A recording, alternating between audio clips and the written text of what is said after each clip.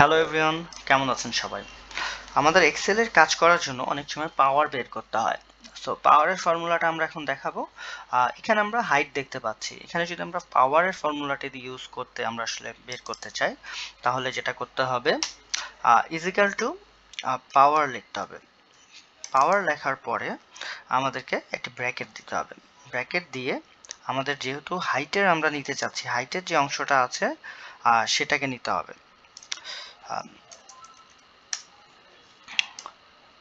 নেওয়ার পরে আমাদেরকে যেটা করতে হবে, একটা স্ল্যাশ দিতে হবে। স্ল্যাশ দিব আর 100 লিখতে হবে এখানে, যেহেতু 100কে আমরা পার্সেন্টেজে দেখাতে চাচ্ছি। সো এবং এরপর আমরা একটা কমা দিয়ে 2 দিয়ে দিব। 2 দিয়ে যদি আমরা ব্র্যাকেটটা ক্লোজ করে দিই, তাহলেই কিন্তু পাওয়ারটা চলে আসছে। সো আমরা খুব সহজেই আমরা আসলে পাওয়ারটা খুঁজে পাবো এই ফর্মুলাটা ইউজ করে। ধন্যবাদ সবাই, ভালো থাকবেন।